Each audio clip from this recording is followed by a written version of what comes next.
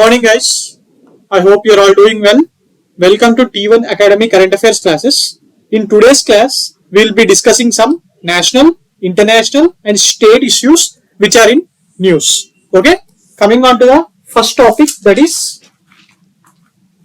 Guyana-Venezula border dispute. This Guyana and Venezuela countries both are South American countries. You can see it in this map here.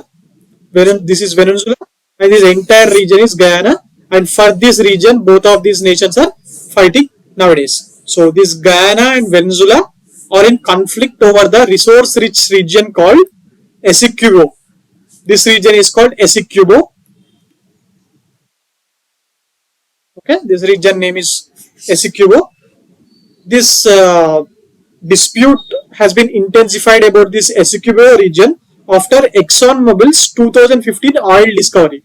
An organization called ExxonMobil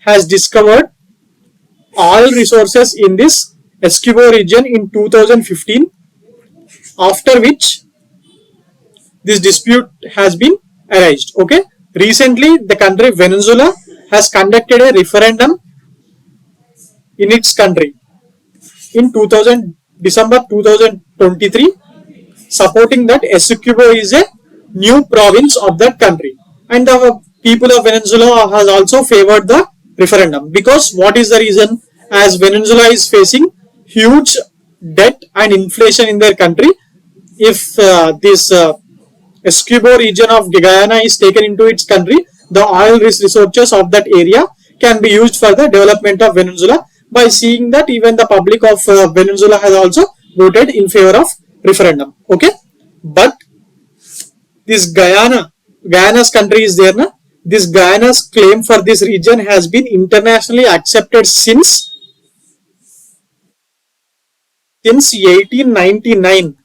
Since 1899, at that time there is an award called Paris Arbitral Award has said that this is an international one. This award has been given this region to Guyana itself. Basically, this boundary dispute has been originated during the colonial rule between Spain and UK. Okay, so even before independence of both these countries called Venezuela and Guyana, this dispute was there. But finally, this Paris Arbitral Award has settled those dispute in 1899. Okay. So what is this? What is the significance of this area? Means why is Venezuela want to occupy this region from Guyana? Means because of its oil reserves. As I have already said about this ExxonMobil's 2015 oil discovery, right? So the oil reserves of this region is very crucial for both these nations to increase their economy. Okay. So then both of these countries are fighting ICJ, International Court of Justice. In International Court of Justice, this issue is been going on, still under process. So ICJ has already warned Venezuela also, as this matter is in its court. So do not invade Guyana. So but Venezuela is making their defense forces to invade it. So but Guyana has asked India to support them in this case. Because what is the reason this Guyana has asked us? Because 40% of total population residing in Guyana are of Indian origin, and 31% of them are Hindus, and the major political affiliation, the political leaders and the deputy prime minister, all of them are Indians. So that is the reason they have asked us for the support. But India is thinking to give the support, because India has as usually said that this issue should be resolved peacefully under UN, because with UN we have oil trade. With Venezuela we have huge oil trade. India has recently resumed the oil trade from Venezuela after the US has removed all its sanctions from Venezuela. And with Guyana, as I have already said, we have a friendly relationship because of the large number of Indian diaspora there and Indian origin people. So by seeing both these things, Indian government is weighing the options how we can resolve that, so that both we will be maintaining the good relations with both the countries. So what is the important points in this is, question can be asked like this for group 2 candidates and group 3 candidates. This region I have said na, Essequibo region. Essequibo region, which is recently in news, is related to which country? Okay, or between which countries? Then the Venezuela will be, then the answer will be Venezuela and Guyana. This question is can be asked for group 2 candidates. For group 1, you have to know the details, which we have already been talking about this Paris Arbitral Award 1899 and about the colonial powers who have resided there and what is the issue majorly, because in group 1 means this can be asked. The question can be asked under international issues. For APPSC students, for TSPSC students, there is no international relations in the examination. The topic is not there. Okay, right. Now coming on to the next topic, that is Italy withdraws from China's BRI. Belt and Roads Initiative is there na, which has been going on from 2015. From that, the European nation and a rich country, Italy, has recently withdrawn. Okay. So after joining in BRI 4 years before, Italy has withdrawn, and Italy was the only G7 country. G7 countries represent the developed world. Only G7 country which has signed this BRI, and even that country, Italy, has also come out of this China's initiative called BRI. Okay. So what are those reasons? What we will be discussing in detail now. What are the reasons for Italy's withdrawal from Belt and Roads Initiative? They are, reasons for them are, one is economic imbalance. After signing this BRI by Italy, the Chinese FDI into Italy has dropped. It has significantly dropped. Generally, they thought that because of this initiative, the infrastructure projects, the FDI might increase, but after signing it, the Chinese FDI into Italy has decreased, and also in terms of trade, leaving this FDI in among this normal goods and services trade also, Italy's exports to China has only increased very short. Only a mere amount of its export has increased, but comparatively, the Chinese exports to Italy has increased from 16 billion USD to 50 billion USD, which is very high. So when you see both of these FDIs and exports in both these issues, you can see that there is a economic imbalance. This trade is tilted only in the favor of China, but it is of no use to Italy. So that is one of the reason that Italy has preferred to come out of BRI. And the other reason is of geopolitical realignment. After this Russia-Ukraine conflict, all the major European nations have decided to coming out. They have started reassessing or checking out their relationship with China. And as part of this broader trend of reconsideration of their relationship with European nations, Italy has also reconsidered it. And this might also be one of the reasons for Italy coming out of this BRI. And another reason is alignment. Italy wanted to align with Western allies. It has already from its starting, Italy has been close with Western allies, but it still wanted to increase it further. So that is also one of the reason to influence its decision to come out of the BRI initiative, because in 2024 Italy is going to head the G7 group. So when it is going to head the G7 group for 2024, Italy want to strengthen its relationship with Western allies like USA, UK, Germany, France, etc., which are not in good terms with China and Russia. Okay, and this may be the reason, one of the reasons for Italy to come out of BRI. And also the other reason, the fourth important reason is negative press and debt concerns. This initiative BRI from its beginning has faced a severe criticism globally for the potential debt traps and also lack of transparency in financial dealings. What is this potential debt traps? Even we have been hearing that India's neighbors like Sri Lanka, Pakistan, Myanmar has been facing these debt traps after signing BRI initiative with China. Recently, Sri Lanka has also come out of it by showing this debt traps issue only. We can also see that Pakistan has been facing financial crisis and debt trap after signing this Gadwar port into this BRI. So these are all the reasons. These are all the 4 reasons which led the Italy to come out of the BRI. The questions which can be framed from this is for the Group 2 aspirants.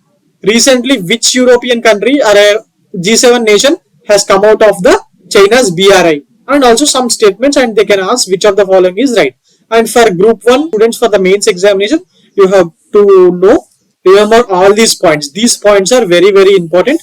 You will be keeping these points as the headings in the answer and writing the some 1 or 2 important points under it. These points are very, very important for Group 1 main students of APPSC. Okay, right. Now we'll be seeing some basic stats regarding Italy. What is the capital city of Italy? Rome. Who is the Prime Minister of Italy? Giorgia Meloni. What is their currency? Euro is their currency. Okay, right. Now coming on to the next topic, that is startups. Government have identified 1.14 lakh startups. Recently, the Union Minister have said in the Parliament that the Government of India has recognized 1,14,902 entities as startups. Okay, these eligible firms are allowed to seek financial incentives under the Startup India Action Plan. When did the Startup India scheme has started in India? It has started in 2016. Yeah, I have already written it here. In 2016, and the Startup India Intensive Schemes in Action Plan incentives speaks about income tax exemption for 3 years. If a startup has been eligible for the Startup India scheme, then under this some concessions will be given. One of the most important is that giving income tax exemption for 3 years.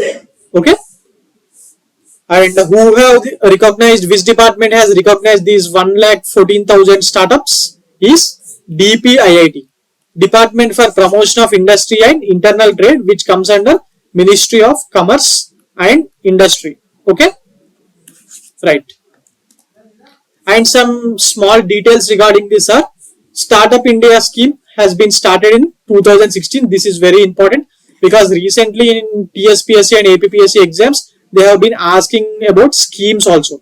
For TSPSC students there is separate topic called Telangana schemes and policies in the examination. Even for APPSC also they will be asking these schemes related to India and the state. Okay, the concerned ministry of this scheme is Ministry of Commerce and Industry, and Startup India scheme department is DPIIT, which comes under Ministry of Commerce and Industry. We have already been discussed. And as we have been talking about the startups which have been eligible under Startup India scheme, so when we speak about these eligibilities, these are all the important points for the eligibility. A company can apply for Startup India scheme when it is incorporated in India as a limited liability partnership or a partnership firm or a private limited company. Okay, if it is a public limited company, you can't do that. It has a history of fewer than 10 years, meaning it has incorporated or registered less than 10 years. If a company which has been started before 10 years, at least 10 years కన్నా తక్కువ రోజులే అయి ఉంటే ఈ company పెట్టుండి, then it will be eligible under Startup India scheme. Since incorporation and registration, the company's annual revenue has never exceeded 100 crores. 100 crores కన్నా ఎక్కువ annual revenue ఇప్పటి వరకు ఎప్పుడు లేకపోతే అది స్టార్ట్అప్ ఇండియా స్కీమ్ కింద ఒక స్టార్ట్అప్ కింద ఎలిజిబిలిటీ ఉంటుంది ఆ స్కీమ్ కి. Okay, these are all the 3 important points under which a company can apply under Startup India scheme. Okay, an organization created through a division or a reconstruction of an already existing corporation is not registered as startup. Yes, for example, look, Tata Sons.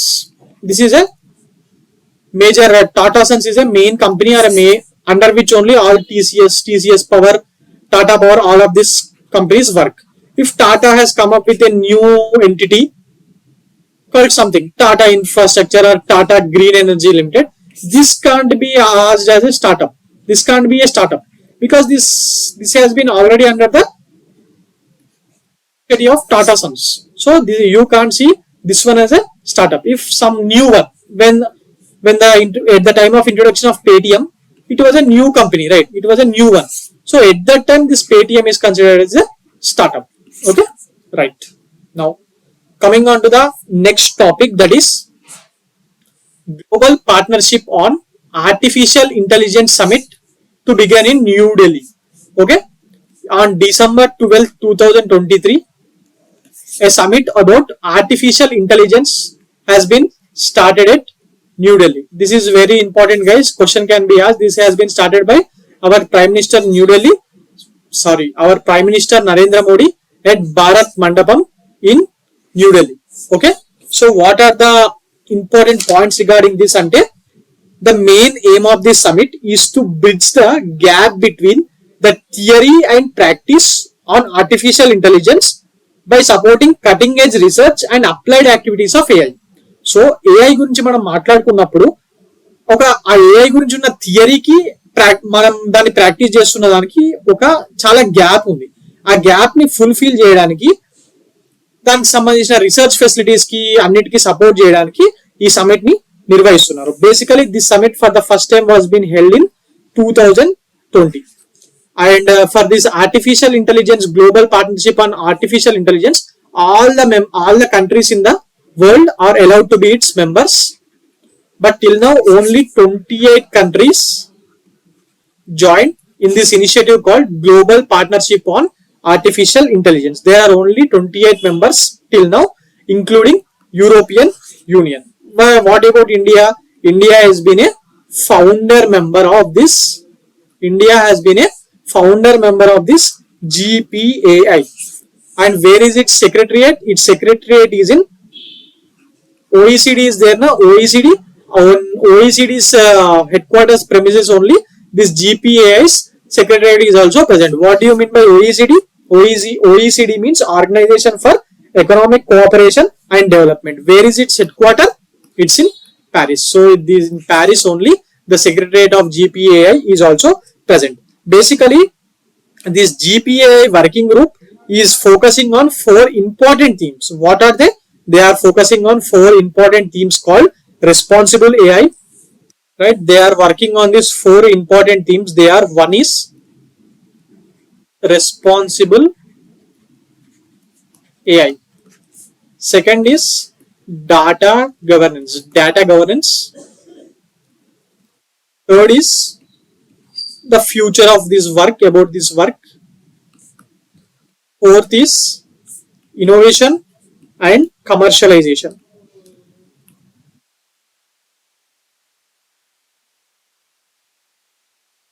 Okay, so and these are the important points to remember, and the most important point of this is the theme of this year: advancing responsible AI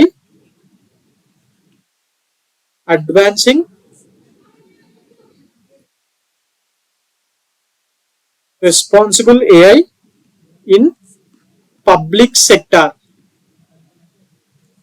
application. This is the most important point. There are only 3 important points to be remembered in this for Group 2 and Group 3 students. Those are: the Global Partnership on Artificial Intelligence Summit is held at New Delhi. What is the theme? Advancing responsible AI in public sector applications.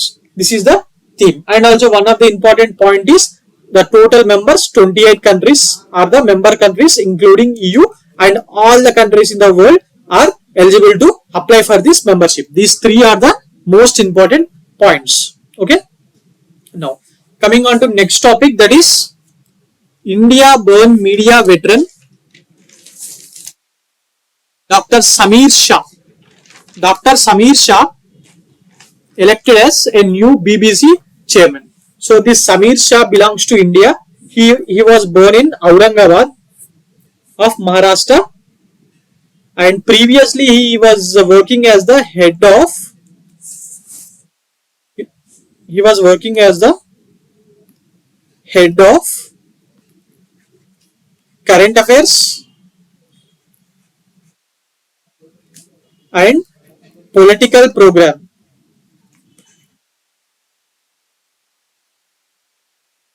at BBC. At BBC, he was in this position as a head of current affairs and political programs in BBC, and he was honored with a title called Commander of the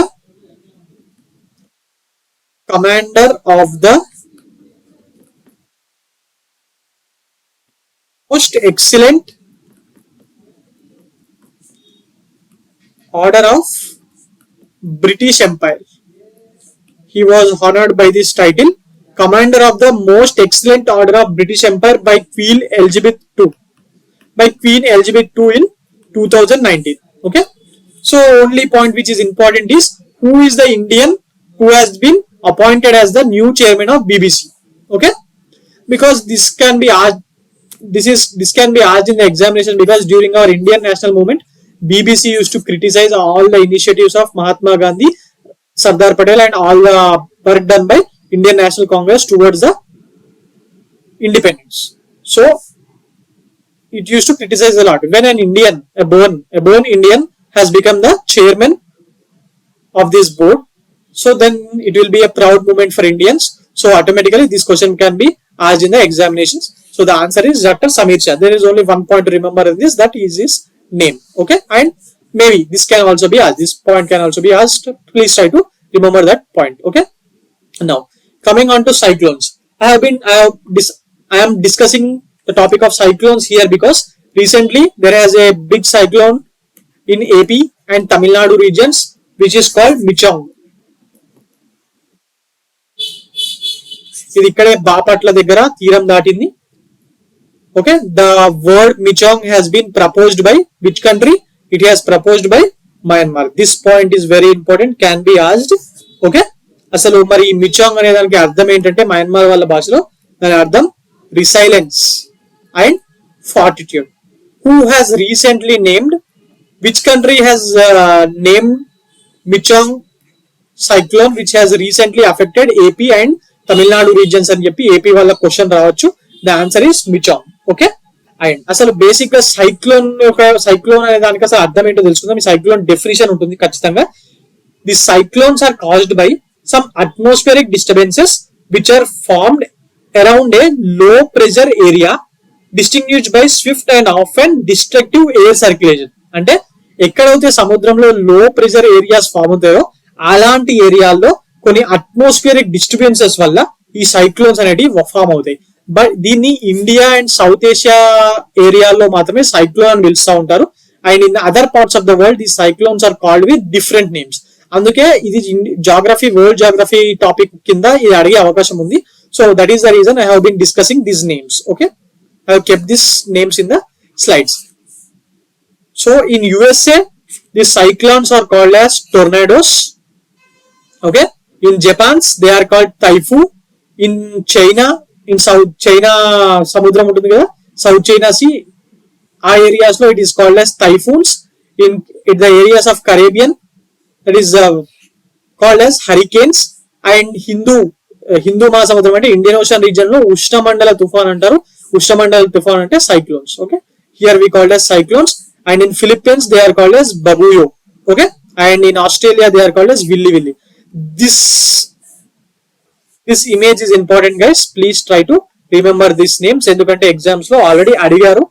world geography కింద ఇవి అడగడం జరిగింది. Okay, right.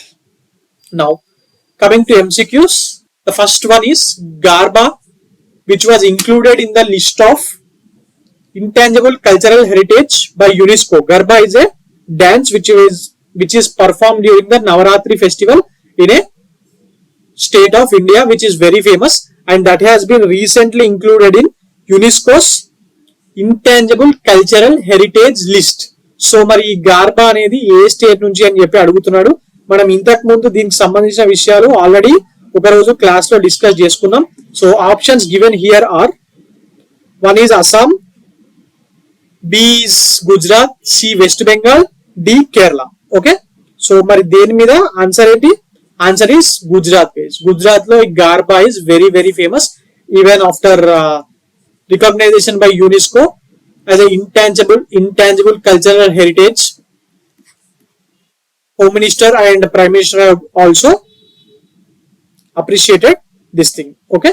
Now coming on to the next topic, the next question, that is which city is the host of the first Indian Architecture and Design Biennale 2023? ఈ world conference on architecture and design బిలానే has been held for the first time in India in 2023. అది ఎక్కడ జరిగింది అని అడుగుతున్నాడు. Options are A Chennai, B New Delhi, C Mysuru, D Varanasi. ఎక్కడ జరిగింది మరి? ఇది న్యూఢిల్లీలోని రెడ్ ఫోర్ట్ లో జరిగిందండి. దీన్ని నరేంద్ర మోడీ, మన ప్రైమ్ మినిస్టర్ అయిన నరేంద్ర మోడీ గారు ఇనాగ్రేట్ చేయడం జరిగింది. Okay. During this program our PM has also inaugurated one more thing called Atmanirbhar Bharat Center for Design. Atmanirbhar Bharat Center for Design at Red Fort. Okay. And he also launched a commemorative stamp on this occasion. Okay. This point is important. Now coming on to the next question, that is which union ministry has launched Harit Sagar guidelines? Harit Sagar అంటున్నాడు. ఇందులోనే answer ఉంది హరిత్ సాగర్. హరిత్ అంటే దేని గురించి మాట్లాడుతుంది? Pollution reduction ఇలాంటి విషయాలు. సాగర్ అంటే ఏంటి? Ocean cum river, right? మరి ఈ గైడ్ లైన్స్ ఎవరిస్తారు? మినిస్ట్రీ ఆఫ్ పవర్ ఇవ్వరు, మినిస్ట్రీ ఆఫ్ డిఫెన్స్ ఇవ్వరు. ఈ రెండిట్లో మనం ఎలిమినేట్ చేయాలి. మినిస్ట్రీ ఆఫ్ జలశక్తియా, ministry of port shipping and వాటర్ వేసా? ఇది చదివిన వాళ్ళకి తెలుస్తుంది. రీసెంట్ గా ఈ ఇనిషియేటివ్ కి సంబంధించిన గైడ్ లైన్స్ ఎవరు ఇచ్చారంటే ministry of ports, shipping and waterways in all its major ports. What was this అంటే ministry of ports, shipping and waterways has launched this initiative to reduce. ఇది దేనికోసం అంటే for reducing carbon intensity in all major ports. This Union Ministry of Ports, Shipping and Waterways has issued this Harit Sagar guidelines. Okay. So, idandi ee roju current affairs. For more current affairs like this, please visit T1 Academy. Thank you.